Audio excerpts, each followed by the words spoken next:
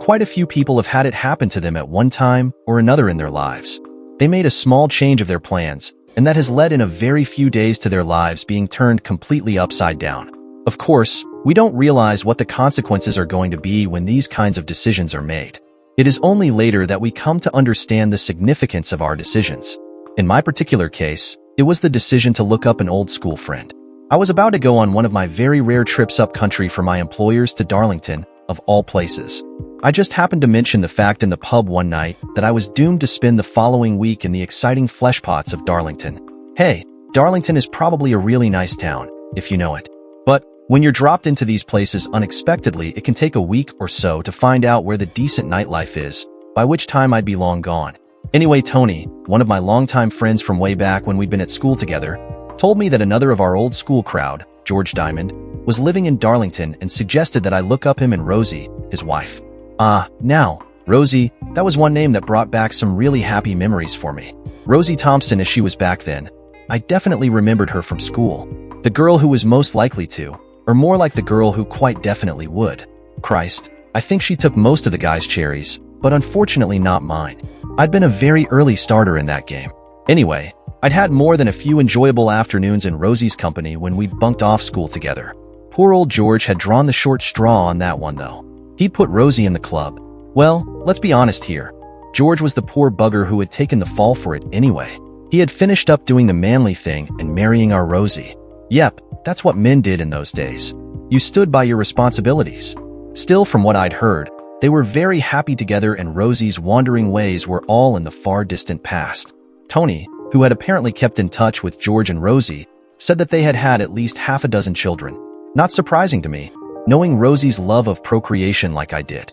Well, I don't think she was ever that keen on the idea of actually having kids, but she sure did like the preliminaries.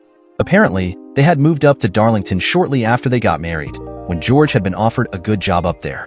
That is probably why I didn't remember seeing them for years. What harm could it do to meet up with a couple of old school friends, I thought. No, I wasn't thinking I might get lucky with Rosie again. I was a happily married man. So a week or so before I left for my trip, I gave them a call to let them know I was coming. It was then that I made what was to prove to be an eye-opening but ultimately disastrous decision. George and Rosie insisted that I stay with them whilst I was in town, and I acquiesced. On my arrival at their house, I realized that I had made a mistake. Both the once gorgeous Rosie and George had turned into a couple of real barrels, about as wide as they were tall. Yeah, they were pleasant enough, but they were so damned boring. Christ. Their life seemed to revolve around their kids, the church, and bloody bingo. Mind, Rosie was one great cook. I was damned glad I was only staying for 5 days. As it was, I must have put on quite a few pounds that week. Anyway, we spent a few evenings talking about old times. I was surprised at the long list of guys that Rosie asked me if I knew what had happened to. I know that if I had been George, I would have gotten at least a little annoyed, because I knew that most of the list were guys who had sampled Rosie's charms at one time or another. But George didn't appear to bat an eyelid. It was on the Thursday evening that my life started to turn to shit. When Rosie wasn't asking me about what I knew about this guy or that, the pair of them had spent most of the time telling me about their kids, of whom they were very proud. It was on that Thursday evening just about the worst fate that can befall a houseguest befell me. About 8 o'clock, just after Rosie put the twins to bed, George got out the bloody projector and spent the whole evening showing me his old home movies of their kids.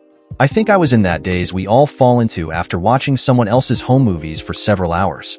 I was acting my heart out trying to at least look and sound vaguely interested, whilst George and Rosie told tales of holidays long past. Mind you, in some of the older films when Rosie still had her figure, shit, she looked good in those tiny bikinis she wore back then. I quietly attacked the bottle of rum I had purchased that day to dull the senses. But then it happened. A scene came on the screen that made me sit up and take notice. George and Rosie both noticed my sudden interest, as I nearly jumped out of my seat. "What's up, Pete?" Rosie asked. "Have you seen someone you recognize?" I bleeding well sure had. "George, can you run the film back a bit?" I asked in a panic-struck voice. George stopped the film, and then ran it back until I asked him to stop. "Exactly when did you say this film was taken?" I inquired. 10 years ago in Bournemouth," George replied. "Why? Do you recognize someone?" "Yeah, that couple in the background. The woman with the blonde hair looks pretty familiar." One hell of an understatement. That woman was Leanne, my bloody wife. But I wasn't about to tell George and Rosie that. "Oh, those two? Rosie commented. They were a really nice couple. Americans, weren't they, George? Well, at least I think he was. She didn't say very much to anyone, did she, George? They were a real love-struck pair hanging all over each other all the time. Hey, George, aren't there some more shots of them at the party night? Now that did get interesting. As usual, Rosie didn't give George a chance to get a word in edgeways. I had gathered that that was how conversations with these two normally went. George ran the film on for a few minutes. The picture changed from the hotel's swimming pool area to what was obviously the ballroom. The same couple appeared in the background again. Only this time they were dancing. But slowly the film began to concentrate more on them as they got a little, well, putting it politely, amorous on the dance floor. I was by then having a little trouble breathing. It ain't every day you see folks behaving like that in a Bournemouth hotel, George laughingly commented. I just had to get it on film. He's a real pervert sometimes, Rosie cut in. You wait until we get to the videos George took out in Spain. You've never seen so many tiny bikinis in your life. I think George paid the kids to stand near the girls wearing the smallest ones, just so that he would have an excuse to film them. I'm afraid I wasn't really listening to Rosie, as I watched my wife doing just about everything except have sex with the guy on the dance floor, and his hands were everywhere they shouldn't be in a public place. I thought back. George had said that this particular film had been taken about 10 years before. It was 10 years ago that my company had sent me out to India where they were setting up a new manufacturing plant. I had been away for nearly 7 weeks that summer, and during that time Leanne's parents had taken the children away with them on holiday for a fortnight. I remembered that there were a few days when the home phone was apparently out of order. Leanne was forced to call me out in Mumbai from a public phone because I couldn't get through to her at the house. Pete, are you all right? Rosie said, You've gone a funny color. That woman, can you remember her name? I asked. No, sorry I can't. Can you remember, George? You spoke to them a few times. I think his name was Clayton, or something like that. No, hang on, it was Clinton. You know, like Clint Eastwood. But I don't recall what her name was. Funny that, what with them being just married and everything. I don't recall him ever mentioning her name. I never spoke to them when she was around. They were too busy, if you get the idea. You know what it's like. They were obviously just married and on their honeymoon. One sexy little woman, isn't she? I bet she nearly killed him in bed at night. She really did get turned on. To be honest, it was getting a bit embarrassing until the hotel manager asked them to cool it down a little. It was no good. I had to tell them. Sexy she sure is. But there's the problem. She's my bloody wife. Oh shit, George said. Oh bugger. It can't be, Rosie exclaimed. George and Rosie used different expletives. Neither George nor Rosie had ever met Leanne. I had lost track of them once they had got married, and that had been well before I met up with Leanne. Sorry, George, but I'm going to have to ask you for a copy of that film. They had both realized the implication, and I think they were a little lost as to what to say to me. Oh, damn. I am sorry, Pete. Of course, I'll run you off a copy on a CD. I had them transferred to the computer last year. Personally, we think the atmosphere is better when you see them on the big screen, but I suspect before long everything will be on CDs, or these new DVD things they're bringing out. Well, that was all there was to it. George ran me off a copy. I didn't sleep well that night, and I left for home as soon as I finished work on the Friday evening. I had planned to travel home on the Saturday, but I wasn't in any mood to sleep that night. I arrived home at some unearthly hour on the Saturday morning, after a long, slow drive back down to the West Country. My nerves were completely shot. I had no intention of killing myself on the way, and I crashed out on the sofa. Some hours later, I was awakened by the sound of Leanne's voice. Crikey, Pete, you scared the life out of me. I didn't expect to find you lying there. When did you get home? Why didn't you call last night, and what are you doing sleeping on the sofa? Leanne demanded when she discovered me lying there in the morning. It must have been about 2:30, I replied, ignoring her other questions. Why didn't you come up to bed? I've missed having you to cuddle up to. I couldn't see much point in beating around the bush, as inside I was hopping mad and only just managing to keep my temper under control. So I dived straight in. Is that a fact? Are you sure you haven't got anyone else you'd rather cuddle up to? That took Leanne completely by surprise, but I figured that I had some more surprises in store for her. What the hell is that supposed to mean? She demanded. Just what I said. Haven't you got some stud or the other that you'd rather be with? Are you feeling all right? You're not making any sense. I could see that Leanne was beginning to get more than a little annoyed with me, but she could never be as angry as I was with her. I slowly got off of the sofa and walked over to our home computer that I had turned on when I'd arrived. At a touch on the mouse, the monitor flashed back into life. Leanne, remember when my firm sent me to India all those years ago? To help set up that new factory out there? Yes, you were gone over 6 weeks. They promised that would be the last time they would send you abroad. And whilst I was gone, your parents took the children away on a holiday for a couple of weeks, didn't they? Yes, but why bring that up now? What did you do whilst they were away, Leanne? I've got to admit she was good. There wasn't any sign that I could discern that she had anything to hide. Nothing much really, except I redecorated James's bedroom. You didn't go off yourself for a couple of days? Of course not. Why do you ask? What's this third degree all about? I clicked the start button on Media Player. Leanne looked at the computer screen with a blank expression on her face. Tell me, Leanne, who's that guy you're sitting with by that swimming pool? What I can only call a look of surprised curiosity came on Leanne's face, that then changed to what I took to be a look of bewilderment as she realized what she was watching. What the hell is that? Where did you get it? That isn't me. After that, we watched in silence until the film switched to the ballroom. It could be that the first little seeds of doubt were planted in my mind at this time. Her reaction was perfect for someone who hadn't the foggiest idea what was going on. But I had to take into account that Leanne has always been a very good actress. Hey, she was a member of the local dramatic society after all. So I took her reaction with a pinch of salt. Well, that sure looks like you to me. Leanne's face turned bright red as she watched the behavior of the two of them on the dance floor. God, Peter, I could never behave like that in public. Well, if it isn't you, who the hell is it? Leanne was staring closely at the screen now. I haven't got the faintest idea, but it certainly isn't me. She does look like me, I'll give you that, but I can promise you it definitely isn't me. So you've got a twin out there that you didn't know about? It appears I must have, Peter, but I swear to you, that isn't me. Well, the it must be, and it definitely isn't argument went on for the next half hour or so, until our son James surfaced for the day. Then Leanne and I held our peace for the rest of the morning, until he went out to meet his girlfriend. Peter, you've got to believe me, that isn't me on that film, Leanne said the moment the door closed. I've been thinking. Jean next door will tell you that I wasn't away from the house for more than a couple of hours at a time. All of the time you were in India. You know that I would have had to ask her to come in and feed the cats if I'd gone away for even one night. Having said that, Leanne turned and went out of the back door. I sat in the kitchen trying to work out whether I was wrong in my first assumption that it had been Leanne in Bournemouth with that guy. Leanne returned about 10 minutes later with Jean in tow. Tell him, Jean.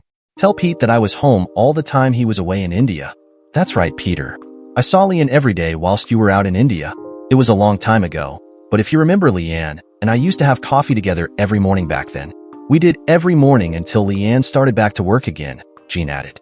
Well, really, that was the end of the discussion on the subject. I had Leanne swearing that the woman on the film wasn't her, and Jean assuring me that Leanne hadn't been away from the house for more than a couple of hours at a time. I'm not sure now how much I really swallowed the story, but I had no reason that I could think of to suspect Jean would lie to me. Although I think I would have been more convinced if it hadn't taken Leanne 10 minutes to come back with Jean. 10 minutes is plenty of time for them to get the story worked out. That night, against my better judgment and with a lot of willpower on my part, Leanne and I made love. But as I lay awake in bed afterwards, I found my mind wouldn't let me sleep. Things kept going around in my head. Jean was Leanne's best friend. Could I really trust her to tell me the truth? In the following weeks, I'm not sure what happened really. My trust in Leanne had evaporated and I found myself spying on my wife, searching her cupboards when she wasn't around, hunting out her old diaries, looking for something, anything, but I found nothing.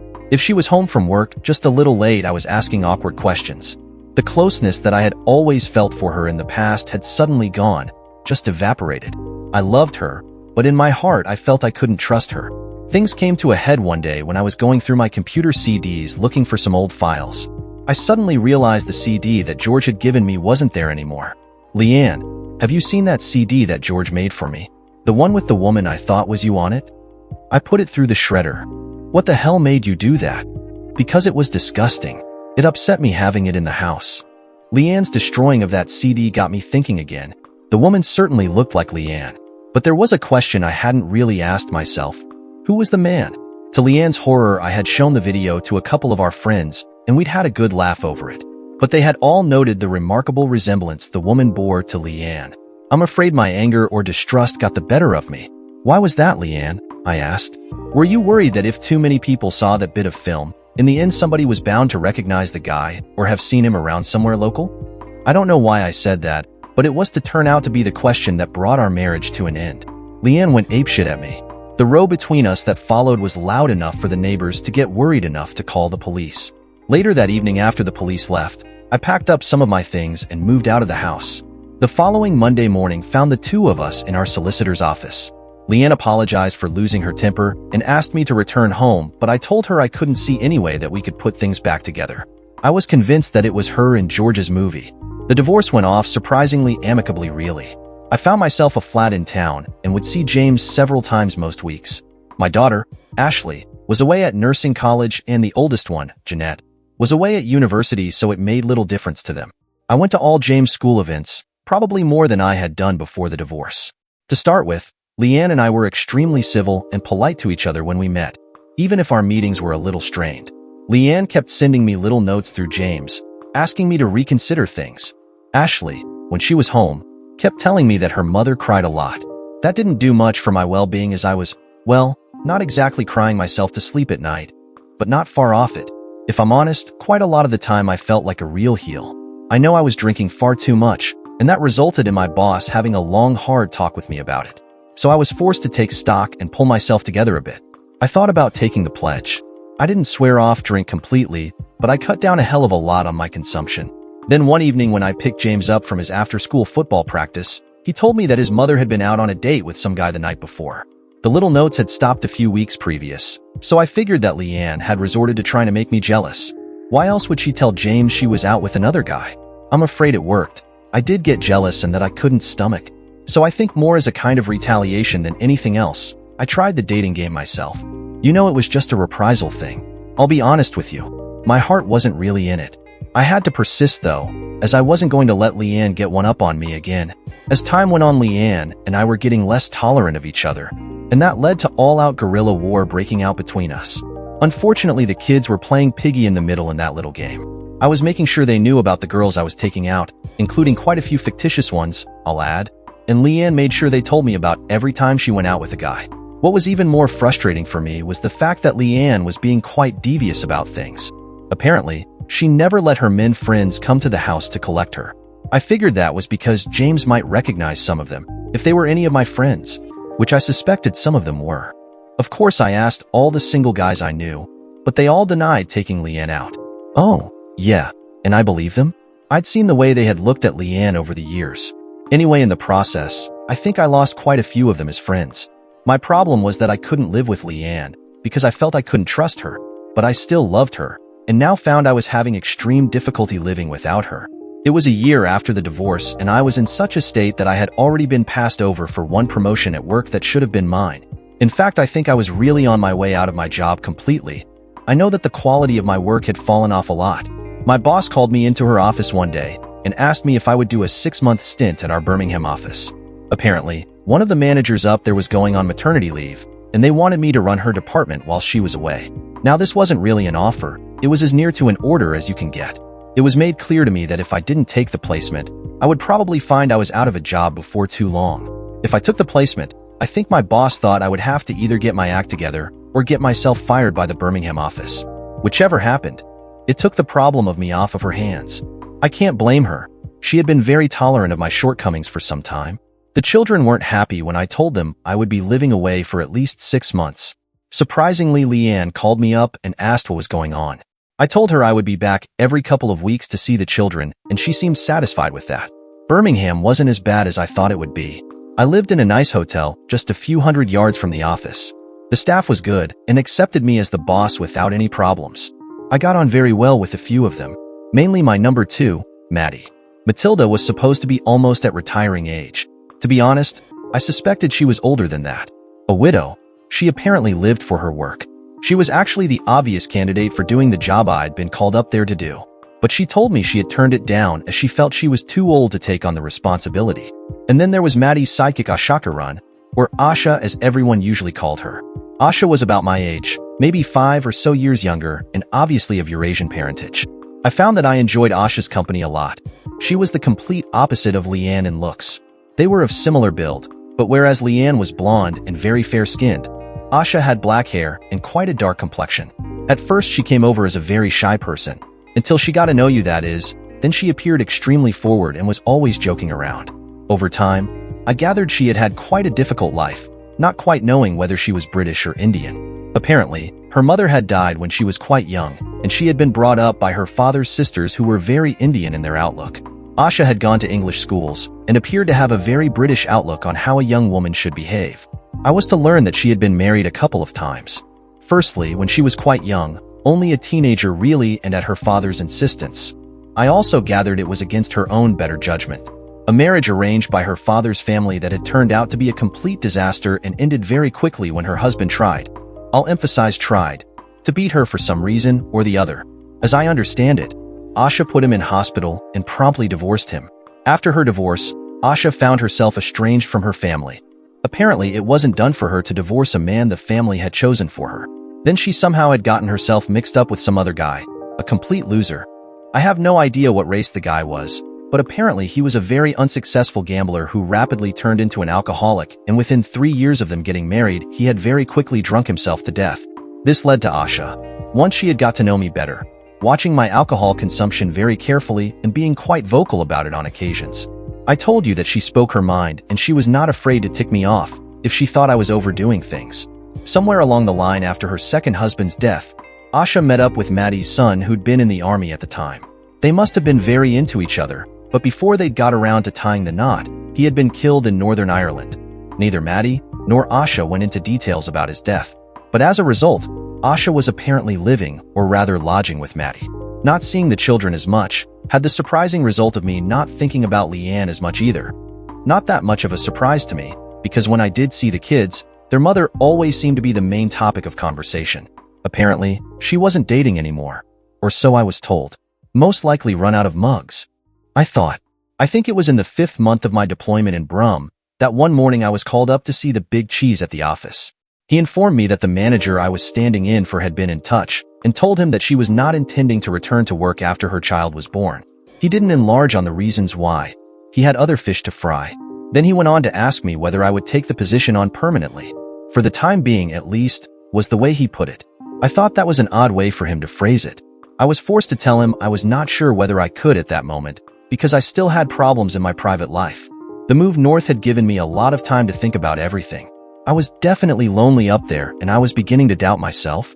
I was thinking that I might have been a little hasty in my reactions to that damned film of George's. Leanne was still denying that it had been her at that Bournemouth hotel. He looked at me for a while without speaking. I could see he was mulling something over in his mind. Okay, Peter, the bottom line. But please keep this to yourself for the time being. There's going to be some big changes around here in the next few months. We are relocating this office to Telford. There's not enough room to expand here, as the company would like. The upper level of management have been informed of the move already, and a couple of them have made us aware of their intentions to retire early, rather than move or commute to the new office. I've got my eye on you to replace one of them. I can offer you the job after you've gone back down south, but I would prefer it if you were on my team here to help with the move. I need to know who I can rely on. His statement took me by surprise, and I realized that the opportunity he was offering me wasn't to be sneezed at. But I also knew I'd been getting really melancholy about losing Leanne and the life we'd lived together. I needed time to think. Can you give me a week or so to think about this? I asked. Sure, if you like, Peter, but I definitely need to know one way or the other before the end of the month. That shouldn't be a problem. I hope I'll have things well and truly ironed out by then. I planned to talk to Leanne the next time I went down to see James and the girls. I figured that if she wanted to try again, I was willing to give it a go.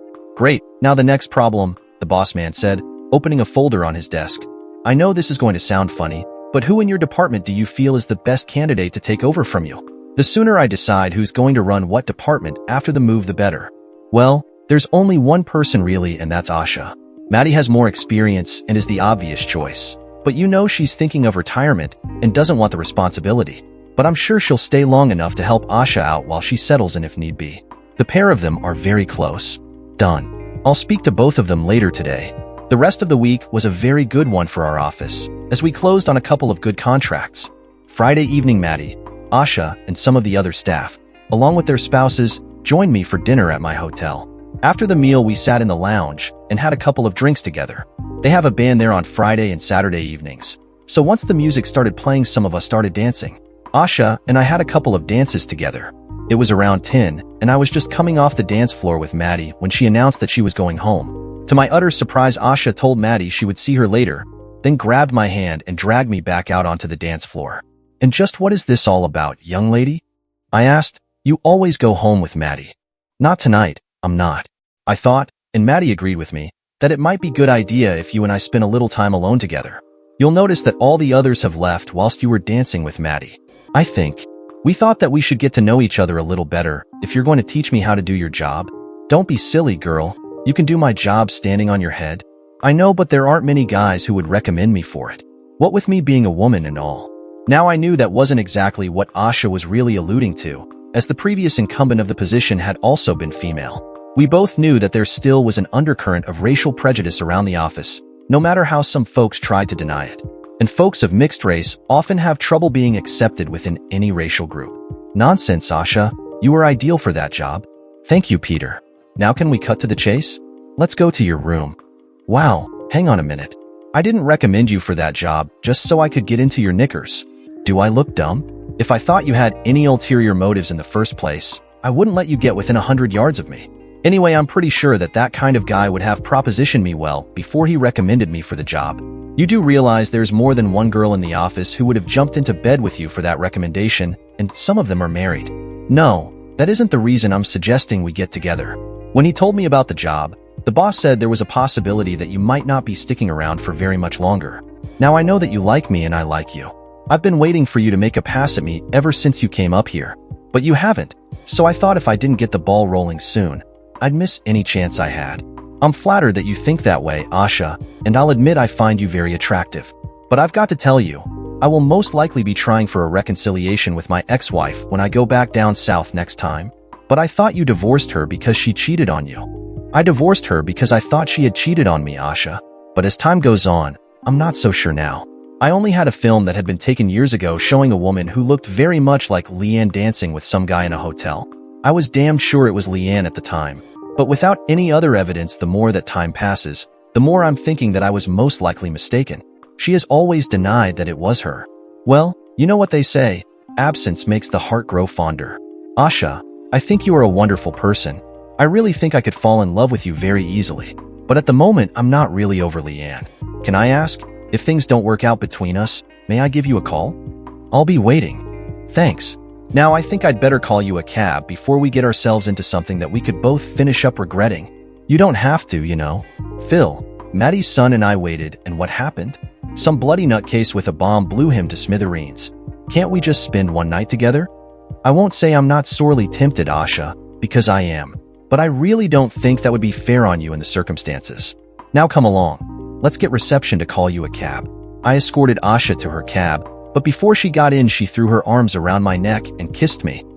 Just to give you some idea of what you're passing up, she said, grinding her body against mine. I carefully, but gently pushed her away and helped her get into the car.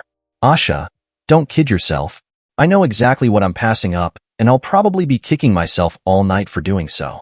But until I can make a commitment to you, I can't let myself take advantage of you, I said to her through the cab's open window. As he pulled away, the taxi driver gave me a look that told me he thought I'd lost my bloody mind. Asha is one sexy-looking lady. It was the following Sunday evening. It had become my habit to have a drink in the hotel's bar after dinner. I didn't keep any alcohol in my room, as that I thought would be tempting fate when I was feeling melancholy. I still wasn't the happiest guy in the world, and Asha's story about her second husband did play on my mind a bit. I was on a stool at the end of the bar when I spotted him coming into the lounge. There was no doubt about it in my mind about who he was the moment I saw him. He was the guy who had been in that film that George had taken. Seemingly without a care in the world, he casually looked around, as if familiarizing himself with the layout of the almost empty lounge. Then he sauntered over and quite deliberately sat on the empty stool next to the one I was on. For a couple of minutes, I debated in my mind as to just what I was going to do next. Yeah, I did feel like punching the guy on the nose, because seeing him in the flesh brought back the anger I'd felt when I first saw that film. But what the hell would that achieve? Besides getting me nicked for assault, that is, I wouldn't even have the satisfaction of him knowing why I hit him until we got into court, so I just ignored him for the time being. Nice weather we're having at the moment, he commented to no one in particular. Well, it must have been meant for me, as there wasn't anyone else within earshot. Not bad for the time of year, I replied. I don't like it too hot myself anyway. American, George had said. For some reason, I thought it more likely he was Canadian. I'm not sure why, just a gut feeling, and I guessed he must have lived in England for some time, as the weather is often the subject used to break the ice amongst strangers. You a commercial traveler? He asked casually. No, I'm on secondment to one of my company's branch offices just down the road, Clinton. Hey, you have me at a disadvantage. Have we met before? I don't think so, but I believe that is your name. Yeah, it sure is, but most folks call me Clint. Oh, is that what Leanne calls you? Who, Leanne did you say? I'm sorry, but I don't think I can place anyone called Leanne. Oh, she will be disappointed. I really didn't expect him to have any idea as to what I was talking about, as theoretically he wouldn't know me from Adam. Unless Leanne had showed him a picture of me, that is, and that I somehow doubted. Where would I have met her? In Bournemouth about 11 years ago. Yikes, that's going back a bit. But the only time I've ever been in Bournemouth was when I was on my honeymoon. I'm afraid I was concentrating on my new wife at the time, and I don't think I noticed any other women on that trip. Perhaps Gina, my wife, will remember her. She should be down in a minute. We can ask her. I don't know why, but I suddenly felt very unsure of myself. You were in Bournemouth with your wife? With my bride. We had planned on going to the Caribbean for our honeymoon, but there had been some trouble on the island we'd booked to go to. So at the last minute, we settled for Bournemouth. It was quite pleasant, but a bit on the straight-laced side for Gina and my liking. We only stayed a couple of nights and then moved on to Southampton. A little less pompous and a lot more nightlife. He must have spotted her come into the lounge in the mirror behind the bar because he swung around on his stool to face the entrance. Hi, babe. What took you so long? For a minute there, I thought you had dumped me. I looked over my shoulder and then almost fell off my stool at the sight before me. Walking towards us was Leanne. But no, it wasn't Leanne, if you understand me. At first glance it was Leanne, but there were subtle differences that told me it wasn't Leanne. Holy Mother of God. Was this the woman who had been in George's film? I can remember thinking, and then everything seemed to go black. Hey fellow, are you all right? I could hear Clinton asking as I was coming back to my senses. I was lying on the floor with a cushion under my head. A very worried-looking Clinton was leaning over me, and I could see his wife Gina crouched down on the other side of me. Sorry, but I just had a bit of a shock when I saw your wife, I said to them. Hey, Clint keeps telling me that I'm drop-dead gorgeous, but that's first time I've ever had that effect on a man, Gina cracked. For a minute her accent had confused me, then I realized there was that high-pitched Australian twang to her voice. Clinton helped me to get up, and we moved into some of the lounge armchairs. Do you do that often? Are you ill or something? Clinton asked. No, quite honestly, it was seeing your wife. She is the spitting image of my ex-wife. Hold on just a minute there. She's not the Lee, and you were talking about just now, is she? Unfortunately, she is, yes? Wow, I'm getting a very bad feeling about this. I thought you were being a little standoffish with me. Now I'm getting a very nasty feeling that there has been some terrible misunderstanding somewhere along the line. The fact that your wife is now your ex-wife couldn't having anything to do with you thinking I had met her in Bournemouth, by any chance? I'm afraid you're correct on that one, as well. Holy cow. What's all this about? Gina asked. Oh, Gina, I'm sorry I don't know your name. Pete. Gina, this is Pete. I gather that you and his wife, Pete, his ex-wife, look very much alike. You remember when we stopped in Bournemouth for a couple of nights on our honeymoon? From what Pete says, I gather that somehow you were mistaken for his wife, and that led to the end of his marriage. Have I understood you correctly there, Pete? Yeah, that's about it. Oh my God. You thought it was your wife and Clint together. Well, it wasn't your wife with Clint, it was me. What the hell are you going to do now? I haven't got the faintest idea. I've got to think this out before I do anything. I haven't had time to get my thoughts together yet. You realize, meeting you two has been a bit of a shock for me. I should imagine it is, but what rotten bugger told you about Bournemouth in the first place then? Clint asked. People should really make sure of their facts before they go telling tales. Well, no one actually told me. I was visiting an old friend of mine, and they were on holiday at the same hotel when you were there. They were just showing me some of their old holiday films. In one of them, you two featured quite prominently. Oh my, I bet that must have been George and Rosemary. Gina said, you remember them, Clint, the nice couple with all those kids. God, 6 children. 2 was enough for me. George had that damn camera running nearly all the time. I don't know how Rosemary put up with it. He left her looking after the children most of the time. You remember meeting them then? I asked. Oh, yes, Clint and I only stayed a couple of nights, but Rosemary and I had some good laughs together whilst we were there. She was telling me how to keep Clint under control. She was quite a girl. Anyway, that isn't what's important. Your problem now is, what are you going to do about Leanne? I'm not sure how I'm going to approach the subject with her. I can understand what you must be feeling like. Finding out that you've made a mistake can be very embarrassing. And to have gotten divorced over a mistaken identity, I'm not sure how you should deal with that. I'm sure Leanne must be very upset that you didn't trust her word. I sat back in my seat and looked at these two new friends that I'd suddenly appeared to have made myself. They both seemed very genuine and very concerned about Leanne and my plight. For the next hour or so we talked about what I should do. Then Gina, who had been quiet for a while, said, "Look, Pete, I've got an idea. I know this is none of my business really, but how about if I go down to Exeter before your next planned visit to see the children? You must have some idea of the places Leanne normally goes to during the week. Maybe I could run into her by accident, if you understand me. And then if we look as alike as you say we do, with any luck, she is going to put two and two together and realize who I am. I'll let her tell me all about it. Then, if she wants to, she can introduce me to you over the weekend. That will make her feel good about herself. Then she's either going to forgive you or kill you. Oh, you'll have to eat humble pie for a while, I'm sure. But if we look as much alike as you say we do, I'll bet she'll understand," Gina suggested. "Would you mind doing that? I mean, Leanne and my problems have nothing to do with you. Why should you want to get yourself involved?" I asked. Well, in a strange way I feel obligated. After all, Leanne was mistaken for me. And of course it isn't every day you get a chance to meet your own doppelganger, now is it? Now when are you due to go and see the children again? So the arrangements were made.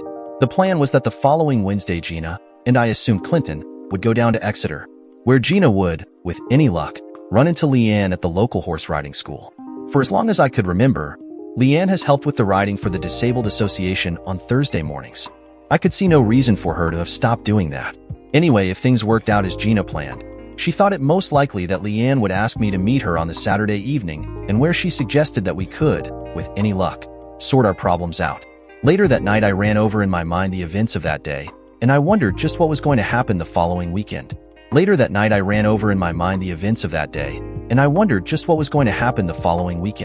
The following morning I called into work early and left a message with night security that I would be late in the office that day. I had decided to have breakfast with Clinton and Gina, and I studied the couple carefully whilst we ate. Then I saw them off in their car to wherever they were going next. I was in my room when the chambermaid came around. I was on first-name terms with almost all the staff in the hotel by then. She volunteered to get me all the information I required. Surprisingly, I got the expected call from Leanne early on the Friday morning, before I had even gone to work. You know, I would have thought Leanne would have left it a little bit longer. Leanne asked me if I would meet her on the Saturday evening, as she had something important she needed to discuss with me. At first I refused unless she told what she wanted to speak to me about, but she wouldn't say.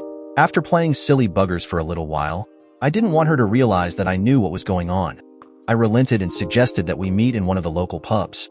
I chose the pub very carefully. It was a place that generally catered to the office lunch crowd, and so it was usually very quiet on Saturday evenings. It was the sort of place courting couples went to for a quiet time. The jukebox normally played slow ballads all evening on Saturdays. Saturday at lunchtime I met up with James and Ashley. They never said anything, so I gathered their mother hadn't let them in on her little secret. They both told me that Leanne had appeared to be very happy all that week. I was sitting in one of the booths at the back of the pub well before 8 o'clock when Leanne was due to arrive. She didn't see me when she first came in, so she went to the bar and purchased a drink. As she turned around from the bar, she saw me sitting in my little corner. With a big smile on her face, she came over and sat beside me. "Hi, Pete. Thanks for coming. Look, I'll get straight to the point. I've met someone this week who I'd like you to meet as well." Leanne got her mobile phone out of her handbag, and I watched her push one of the buttons. "Pete, I know you always thought it was me in that film that your friend George took. But this week, I've met someone who I'm sure will convince you that it wasn't." I hoped I was making a good job of looking confused. "She'll be here in a minute. Honestly, I think you are going to have trouble believing this." "You're not kidding," I thought to myself. I heard the noise from the street get louder as the door opened and Gina came walking through it, followed by Clinton. I must say the girls had made a very good show of it. They were dressed, not exactly identically, but close enough. They even had similar hairstyles. Gina came straight over to the table and plunked herself down opposite me. "Hi, you must be Pete. Leanne has told me so much about you and that silly mistake you made." "Pete, this is Gina and her husband Clinton. They were looking around the stables the other day when I went for my RDA session. Gosh, I thought I was looking in a mirror for a minute. It was only after I spoke to her that I realized that it must have been her in the film that your friend George took. When I asked her, Gina told me she was in Bournemouth 11 years ago on her honeymoon with Clinton. Pete, it was Gina on the film, not me. You see, you did make a mistake.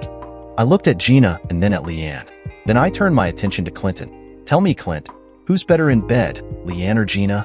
I'm assuming that Gina is her real name. Clinton had a puzzled expression on his face, as did the two women. Oh, come on, Leanne. Didn't you realize these two shared a bed last Sunday night? I doubt that was in your plan though, was it? Oh, yeah, Leanne, Clint and whoever she is here, booked into the 2 rooms that you reserved for them, but the bed was only used in one of them. You know, if only you hadn't bothered with this bleeding charade, you would have one. I must admit that up until last weekend I'd pretty well convinced myself that I had made the biggest mistake of my life. But then something happened that told me I was correct in my first assumption, and it was you who had spent an illicit weekend at that hotel in Bournemouth with Clinton here. If you're wondering, it was Gina here that gave the game away. I'm assuming Gina is her real name. She lies so easily that could be an untruth as well. What are you talking about? Gina demanded. Look, come off it. What kind of an idiot do you 3 take me for? I knew that something wasn't kosher the moment you opened your mouth. Your accent, girl. You're English with an Aussie accent. That means you've been living out there for years. Who are you? A cousin of Leanne's or something? You do look very much like each other. But, was all Gina got out before I attacked again. Come off it, girl. If you'd been back in England for the last 11 years as you tried to tell me you'd been last weekend, I'm damn sure your Aussie accent would have faded a little by now. When I thought back on it, I seem to remember Leanne's mother showing me some photos the first time I went to her house.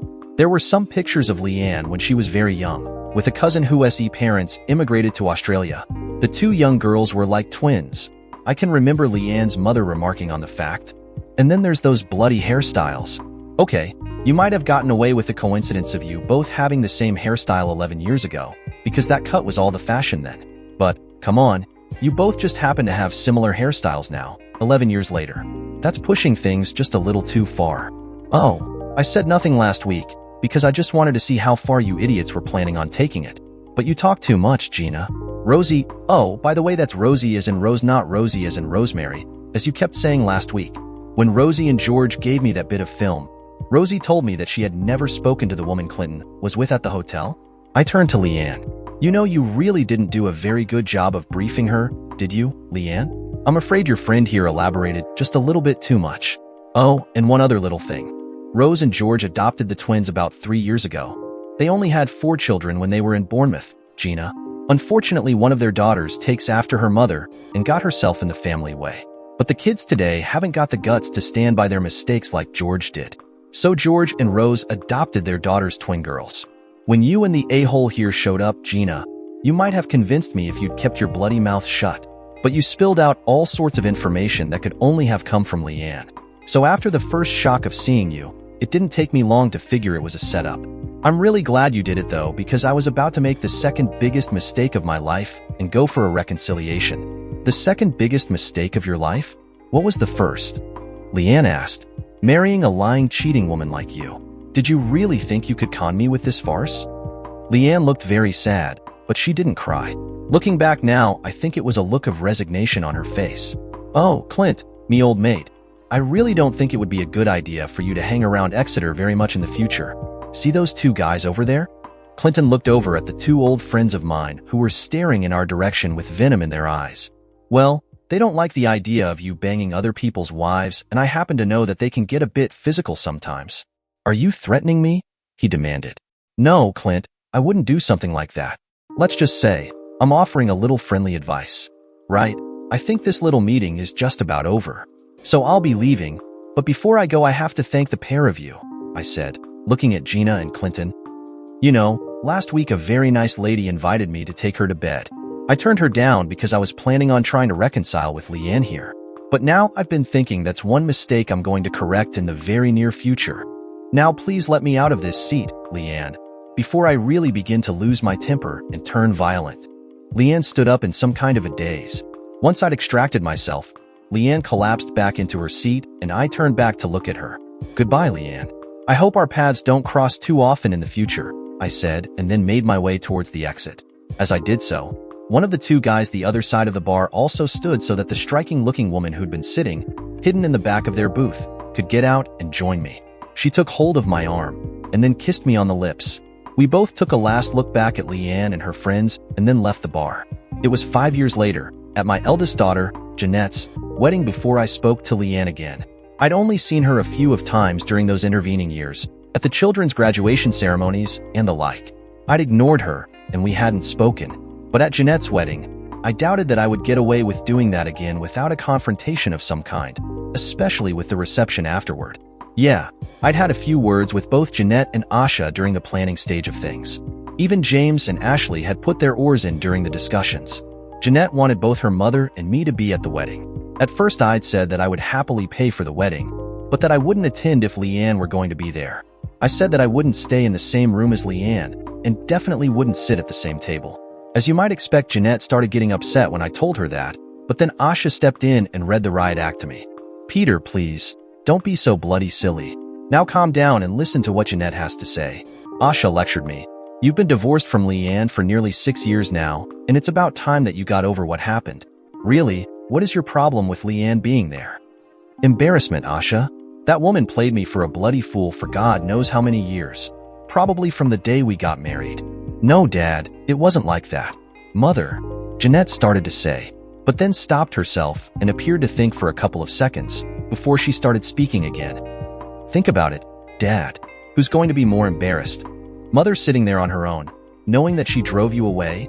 Or you with your lovely wife Asha and your 2 beautiful little babies?" The point that Jeanette had made about Leanne sitting there on her own went right over my head.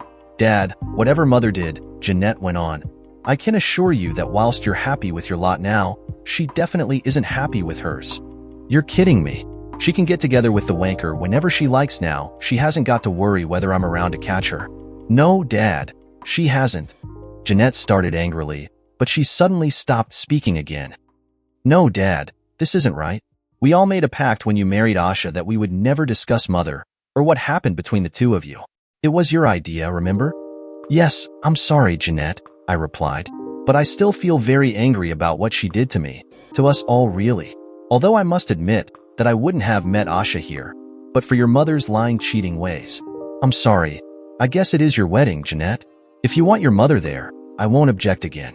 But, for God's sake, will someone make sure I don't drink too much? Because I might well be able to keep a civil tongue in my head where your mother's concerned.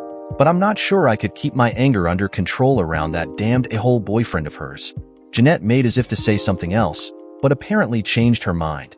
I kissed my loving wife, and then I turned and hugged Jeanette. On the day of Jeanette's wedding, the weather smiled on us. Jeanette had been living with Asha and myself since she graduated, so the wedding was being held at our local church. There wasn't any favoritism about her choice to stay with us. It was just the fact that she had been offered a damned good job not too far from the house Asha and I had bought. It was quite a busy household really, because once Asha's first child had been born, Maddie, now retired, had moved in as well. Maddie acted as a kind of housekeeper cum nanny, and that had allowed Asha to return to the office. Having walked Jeanette to the altar, I took a quick look over my shoulder to smile at Asha, and was pretty well gobsmacked to see her in deep conversation with Leanne. Leanne was actually holding our youngest child. But when I took my seat later in the service, Leanne had moved to the end of the pew. I still had a distinct distrust of Leanne and wondered what she was up to. I can't say I was too enamored to see that it was Leanne and Maddie who escorted both Asha and my babies out of the church either. I wanted to say something to Asha about it, but figured I'd wait until later when we were not in such a public place. After the photo call, I was really surprised and somewhat annoyed to find that Asha had invited Leanne to join us in our limousine for the short journey to the reception at a local hotel. I held my tongue though. I knew that Leanne, like myself, had to be amongst the first arrivals at the hotel so that she could be in the receiving line with us. Leanne chose that opportunity to say hello, but I ignored her. Leanne said, "Hello, Peter. Now if you're going to be silly and spoil Jeanette's day, I'll have this car take the children and me straight home," Asha chided me. "Good afternoon, Leanne," I said to her, with venom in my voice. That was to lead to Asha reading the riot act to me yet again, after dragging me into the hotel's office on our arrival there. "Now cut it out, Peter. This is Jeanette's day, and I don't want you putting a damper on it for her. Damn it. I've had enough of this ridiculous pride thing with my own family. I don't want to see my new family fall apart because of your damned stupid pride. Leanne cheated on you, and you kicked her out of your life. But please, Peter, don't go kicking your children out with her. You've done miracles up to now, with your idea of never discussing Leanne or what she did or didn't do with the children. But you are going to have to meet and talk to her yourself one day. Whether you like it or not, Leanne's going to have to be at all kinds of gatherings with us over the next few years. Now's the time to start speaking and being civil to her for my sake. Please. I knew that Asha was right. She nearly always was. So I stood in the receiving line alongside my ex-wife, and she sat beside me during the meal and speeches. I even managed to remember to change the word I to the line Jeanette's mother and myself in my speech. As I sat down, Asha caught my eye and smiled at me. What she made of Lee and taking my hand and kissing the back of it, I don't know. Asha couldn't have heard Leanne say thank you to me. That confused me for a moment, but then I realized that, from where she was sitting, Leanne must have been able to read the original script of my speech. So she must have been aware of my impromptu editing. As you can imagine, I avoided dancing with Leanne. After I danced with Jeanette's new mother-in-law, I pulled Asha onto the dance floor. My son James was dancing that one with his mother. The evening was enjoyable, and to be honest, although I knew that Leanne was there, I hardly noticed her after a little while. Whether she stayed out of my way on purpose or not, I don't know.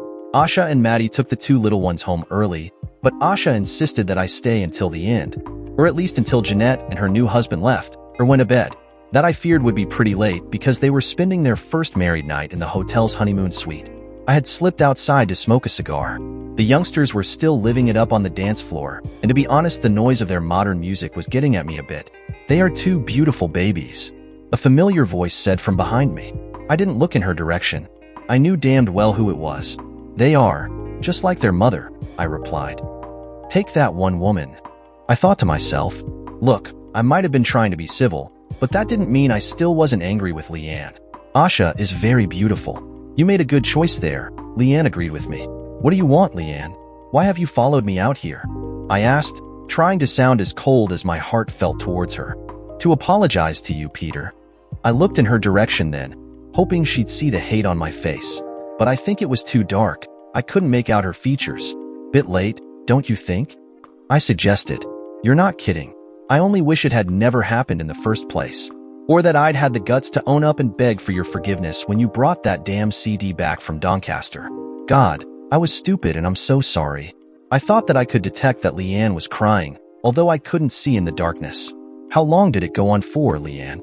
How long were you taking the piss out of me behind my back? It was only once, Peter. Haven't the children told you? I almost burst out laughing.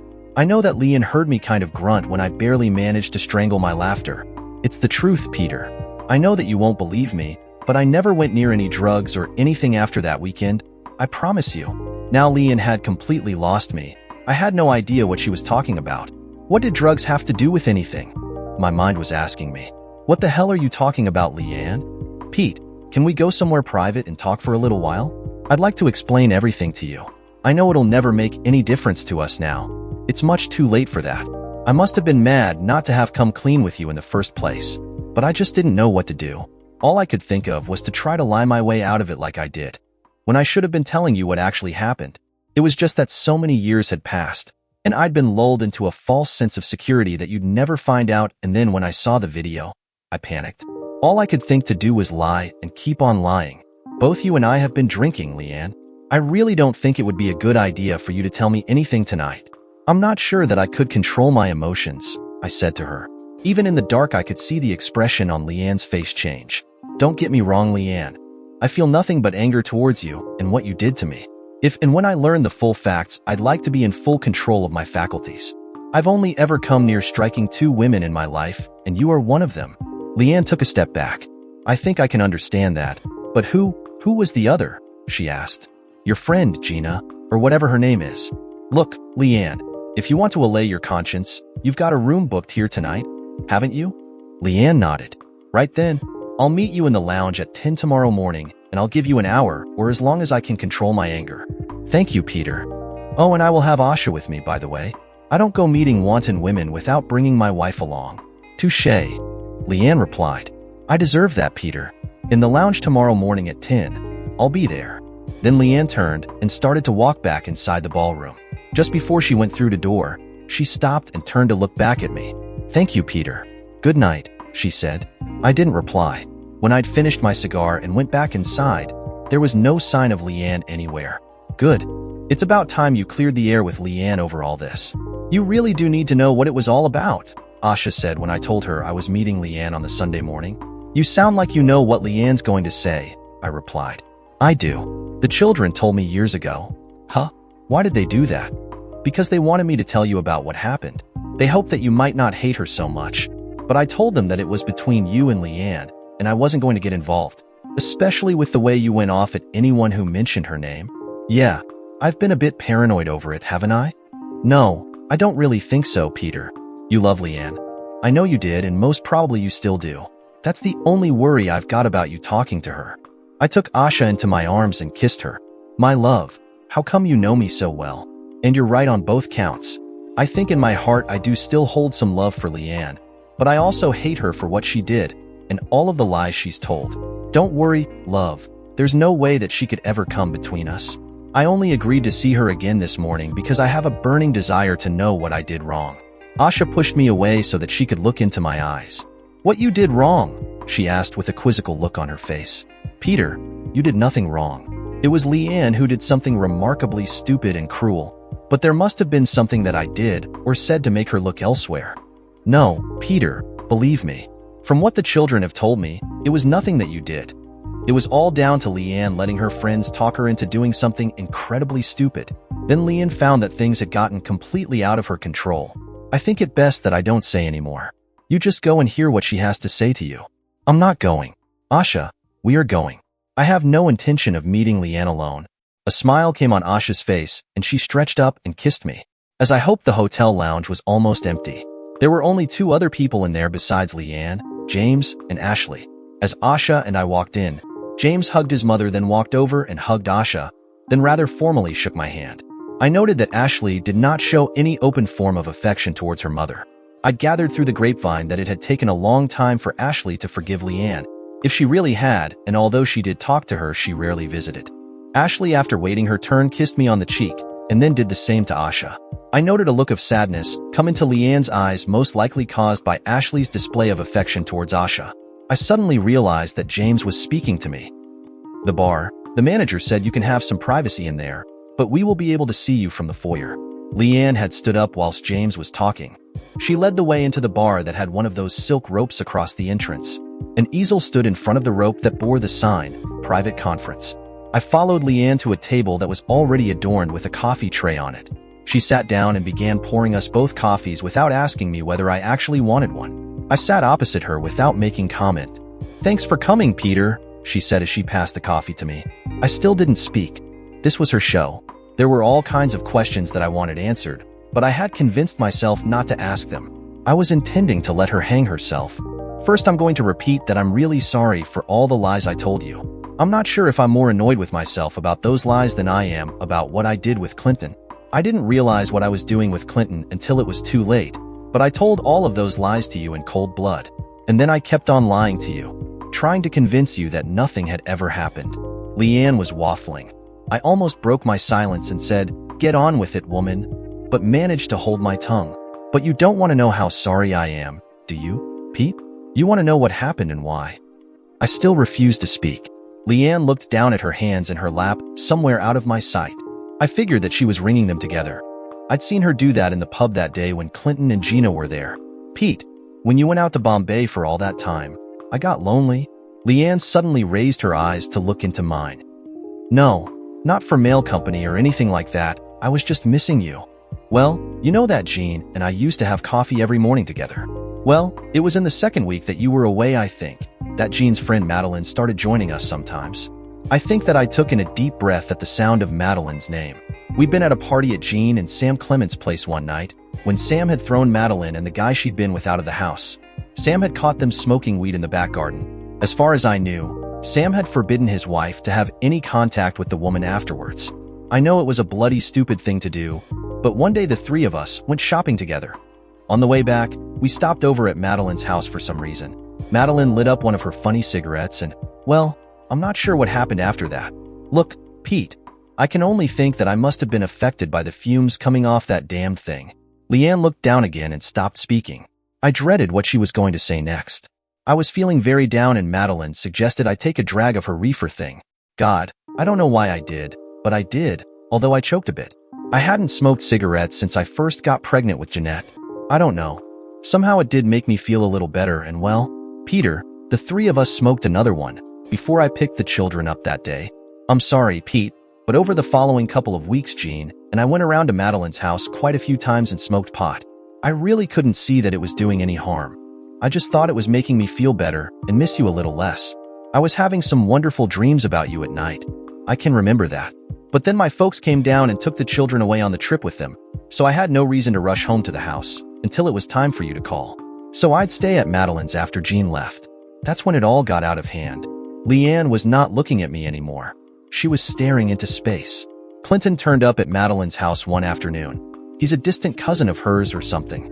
Anyway, Madeline decided to have a kind of party to welcome him to the country. I didn't know that he'd just been released from prison in America for drug smuggling. I found out later he'd come to England to get away from the authorities' prying eyes over there. I told them I couldn't stay for the party that evening because I had to be home for when you called. But, look, Pete, those reefers of Madeline's had more effect on me than I'd ever realized. I thought I knew what I was doing. Clinton said he'd come around and fix the telephone, then I could go back to the party and call you from there. I could just tell you the home phone was out of order. Like the silly idiot I am, I let him do just that. Everyone went very quiet when I called you later in the evening. I drunk a lot of vodka by then, as well as being high on those damned weeds of Madeline's. Thinking back, I'm surprised you didn't notice that I was drunk when I called you that night. I remember the call distinctly, Leanne. You were extremely emotional that night and very weepy. But I had no idea that you had turned into a drunk drug addict, I informed her. I wasn't an addict. I never got that far into it, Peter. Although I'll admit that I got a damned sight further in later that night. Leanne started crying and didn't say any more for a little while. I was feeling uncomfortable. My instincts were telling me to put my arm around Leanne and comfort her.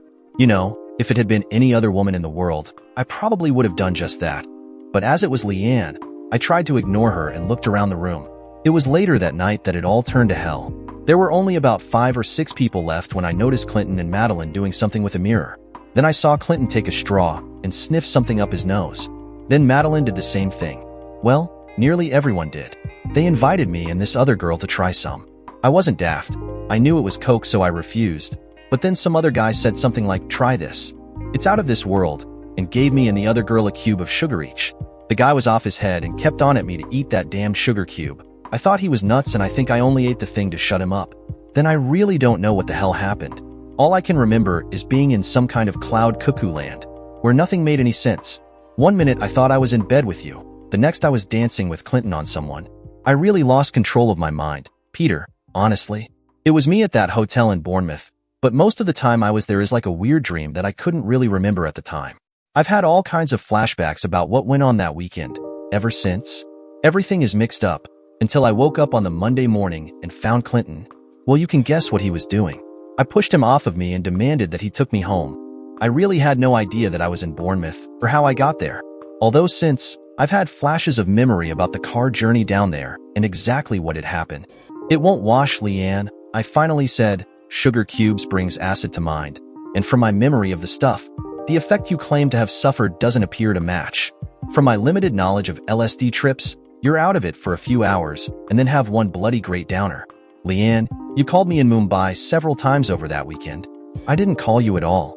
Clinton did, when he thought I was straight enough in my head. Peter, I was pretty well wasted on vodka and weed most of the weekend, and then he talked me into snorting coke to make me feel better about lying to you. When I woke up on that Monday morning, my mind was finally straight, and I realized just what I'd done. I told Clinton that he'd better take me home right away, or I'd call the police and tell them what had happened.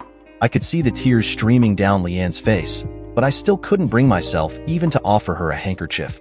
Clinton took me home and reconnected the telephone. Then he left, and I never saw him again until we set up that thing in Birmingham with Gina. That I find hard to believe, Leanne. The bit about not seeing Clinton again. I mean, it's true, Peter, honestly. Look, I know that I've lost you. You're married to Asha and have little ones to think about. I know that whatever I tell you, I'm never going to get you back. I have no reason to lie to you anymore. Peter, I can't get on with my life until I've told you the truth. After you came home from India, I thought you would know what I'd done. But as the weeks went by, you were your normal loving self. More so really, because you'd been away. I was having kittens as well, until my next period came. Clinton didn't use any protection, and I was in no condition to remember to take my birth control pills. It had all faded into a half-forgotten nightmare. Until you came back with that damned piece of film that your friend gave you. I can tell you it was that bit of film that really shook me. When you first showed it to me, I honestly couldn't remember most of it. But I was soon having nightmares again, and I found I could remember much more than I originally did. So many times after you'd left for work in the mornings, I ran into the bathroom to be sick. Anyway, Pete, that's about it. That's what happened, and I'll curse myself for the rest of my life for being so stupid. I've told the children everything, so as they know how smoking just one little reefer can get out of hand. All I can say to you is that I'm sorry. It's not quite all, Leanne. If you say that you never saw Clinton again, how come he turned up in Birmingham? Are you trying to tell me that it wasn't him you were going out with after we separated? I asked in as sarcastic a sounding voice as I could muster. I never went out with any men after we separated, Pete. I've never been out on what you might call a date with a man from the day you left. I was going to a shrink and a support group for abandoned wives. Pull the other one, Leanne. It's true, Pete.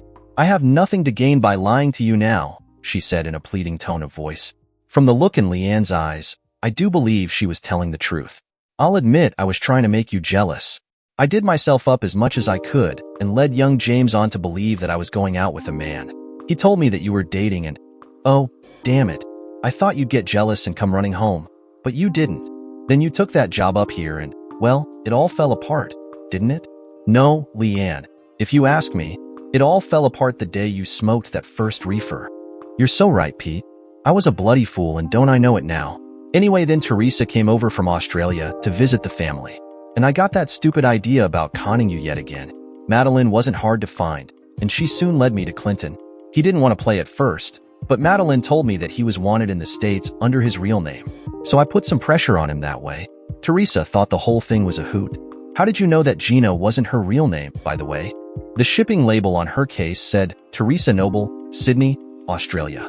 Leanne, I lived in that hotel for months, and most of the staff became my friends. Shit, yeah. I never thought about that. Anyway, it didn't turn out to be that much of a hoot for Teresa. She picked up something nasty from Clinton. That'll teach her. I told her not to let the maggot bed her. Anyway, we didn't fool you for a minute, did we? Leanne finally asked. Not really, Leanne. To be honest with you, that little scam you attempted was the biggest mistake you ever made.